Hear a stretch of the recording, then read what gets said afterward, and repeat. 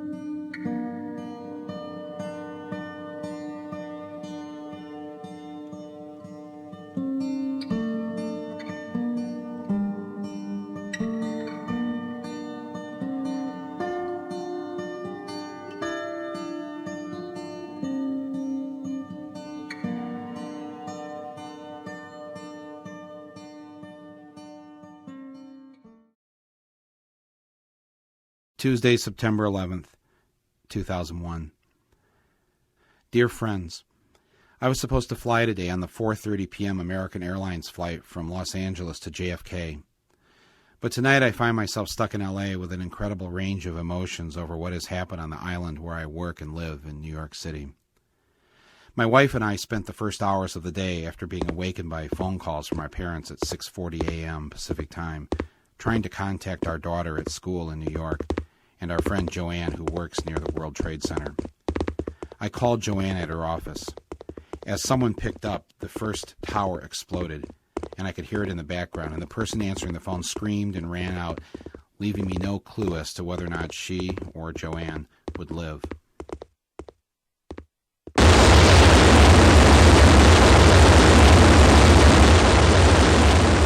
was a sick, horrible, frightening day.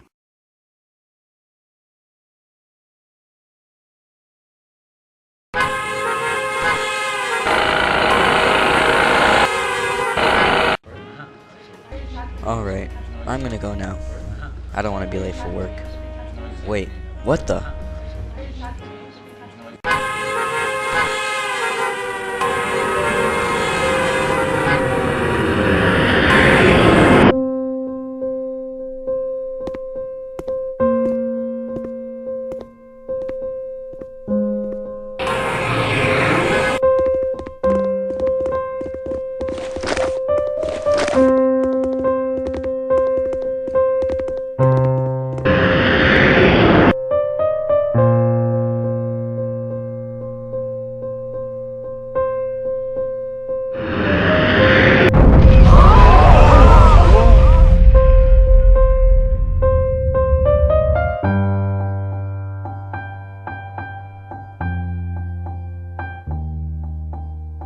Mr. President, we're under attack.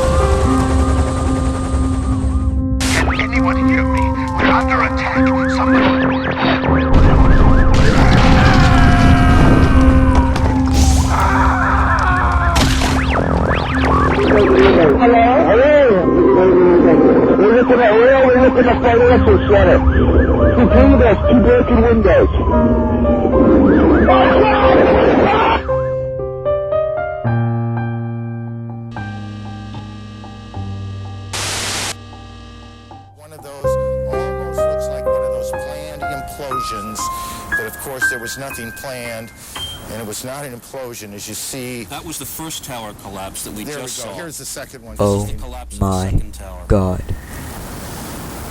And so now as we stand here, both towers, the top...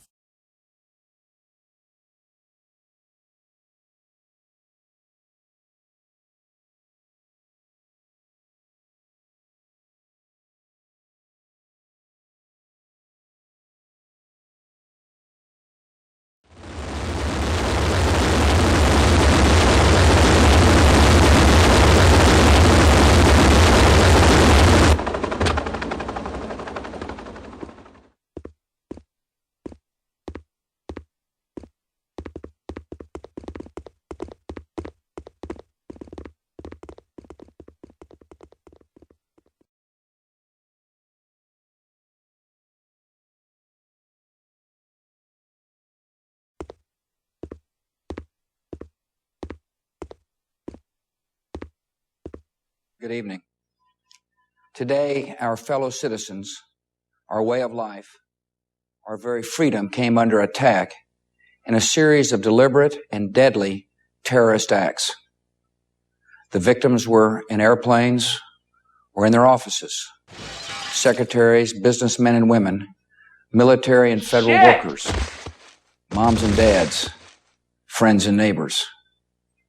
Thousands of lives were suddenly ended by evil, despicable acts of terror.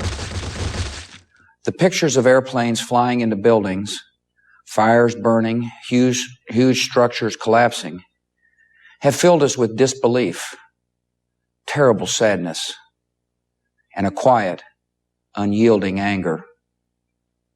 These acts of mass murder were intended to frighten our nation into chaos and retreat. But they have failed. Our country is strong. A great people has been moved to defend a great nation. Terrorist attacks can shake the foundations of our biggest buildings, but they cannot touch the foundation of America. These acts shattered steel, but they cannot dent the steel of American resolve. America was targeted for attack because we're the brightest beacon for freedom and opportunity in the world, and no one will keep that light from shining. Today, our nation saw evil, the very worst of human nature, and we responded with the best of America, with the daring of our rescue workers, with the caring for strangers and neighbors who came to give blood and help in any way they could. Immediately following the first attack, I implemented our government's emergency response plans. Our military is powerful, and it's prepared. Our emergency teams are working in New York City and Washington, D.C. to help with local rescue efforts. Our first priority is to get help to those who have been injured and to take every precaution to protect our citizens at home and around the world from further attacks. The functions of our government continue without interruption. Federal agencies in Washington, which had to be evacuated today, are reopening for essential personnel tonight and will be open for business tomorrow. Our financial institutions remain strong, and the American economy will be open for business as well. The search is underway for those who are behind these evil acts. I've directed the full resources of our intelligence and law enforcement communities to find those responsible and to bring them to justice. We will make no distinction between the terrorists who committed these acts and those who harbor them. I appreciate so very much the members of Congress who have joined me in strongly condemning these attacks. And on behalf of the American people, I thank the many world leaders who have called to offer their condolences and assistance. America and our friends and allies join with all those who want peace and security in the world, and we stand together to win the war against terrorism. Tonight, I ask for your prayers for all those who grieve, for the children whose worlds have been shattered, for all whose sense of safety and security has been threatened. And I pray they will be comforted by a power greater than any of us, spoken through the ages in Psalm 23. Even though I walk through the valley of the shadow of death, I fear no evil, for you are with me. This is a day when all Americans from every walk of life unite in our resolve for justice and peace. America has stood down enemies before, and we will do so this time. None of us will ever forget this day, yet we go forward to defend freedom and all that is good and just in our world. Thank you. Good night, and God bless America.